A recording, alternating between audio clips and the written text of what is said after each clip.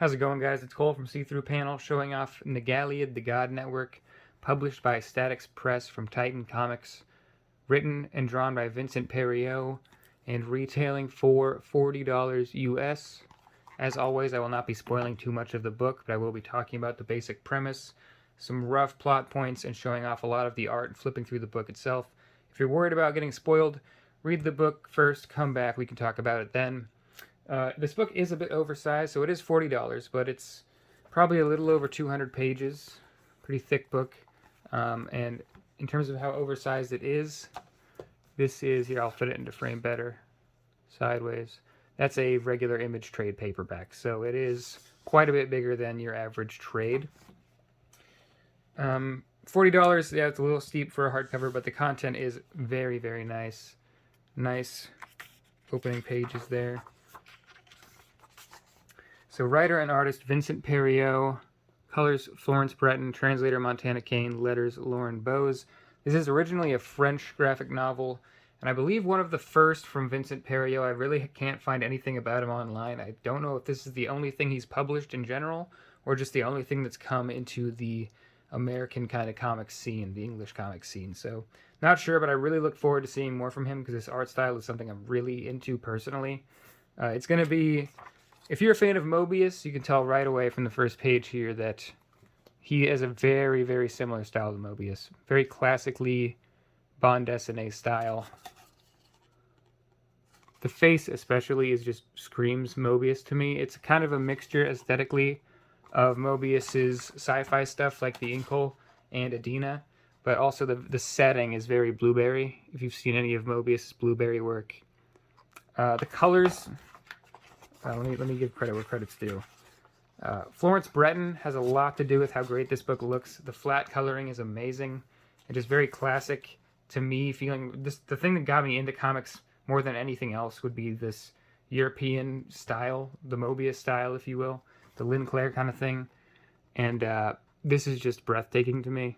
As you can see, the book has dinosaurs. It's kind of like a post-apocalyptic Western, where instead of most animals, we just have dinosaurs, like he's writing the Stegosaurus here. I think it's he calls it Stego, or Stego, so I'm not good with dinosaur names.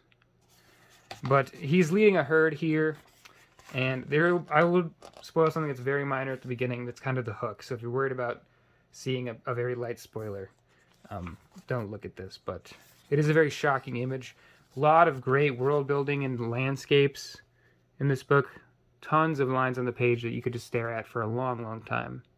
Especially later in the book. We haven't even gotten to the really breathtaking stuff yet. But our main character, moving through the desert with his herd, trying to get to a outpost basically to sell and to make a living. And some things unfold. And I don't want to get too deep into it, but this happens. This is kind of the inciting incident of the story that kind of makes our main character kind of want to rise up and change things, which is in itself a very Western genre, where it ends up being that our hero rolls into town and starts to incite rebellion to rise up against the people oppressing the town and that cause this incident and things like that. And they do a lot of other terrible things, but personally he's more into it because of the killing of his herd. Getting into town, I believe I'll have a good picture here. You'll notice the first weird thing about the cities here is there is floating cities above them that are kind of upside down. And that's a really, really cool pages out of that concept later in the book. I don't need to get into it immediately, but some of this stuff, I'm just going to show you some pages from the book here that just really hooked me. Graphically, this is just beautiful. It also has a lot of lines you can barely see inside there. The colors on this is very Adina Mobius to me. Just the natural element is not something you see often in this book, and it's very striking when you do see it. The crowd's very Inkle kind of looking to me as well. Bit of a Christ figure there. And things go really, really fast. The book really moves at a really fast clip. There's not a lot of words on the page. It's mostly just staring at the art that takes up the most time. Relatively simple plot. A lot of tropes you're going to be familiar with. I will say, while I did really enjoy this book, it's the art for me. The story kind of falls back on some things that I think are kind of overdone and very, very kind of prototypical bande dessinée kind of things. I don't want to say what they are, but it is like Mobius also in the sense that not everything he did was compelling from a story standpoint, or it is compelling, but it doesn't really come to fruition. Not all of the themes tie up nicely in a bow, but in the end, it's always just gorgeous to look at, and the story is just the cherry on top, really, for me. Here is one of my favorite pages from the entire book. Just a stampede of horses running to this, have to angle it sadly, to this upside down city. And we're going to get even more of that here soon. This is where it gets just ridiculous. Towards the end, things really start to get very action-oriented. We're having like a jet fight, like a fighter jet. And yeah, it really goes off the rails. The thing for me is how quickly it ended. I'm not sure it was entirely satisfying, the ending. But I did really have it. It's the journey, I think, that makes the story fun. But it really is, you can see the upside-down kind of city there. It really is a little non-satisfying to get to the end of a story and just have it kind of end. I don't want to show off the final pages, but even if I did, you would kind of notice, even without knowing the plot, things kind of fall off a cliff. And that was unfortunate, but in the end, I really do think it is a worthy read, just for the kind of... It kind of leaves you in awe, the sense of scale in this book, the way the story develops so quickly. It's fairly naturally. I will say he's a very, very capable artist. I think he's probably a pretty new storyteller.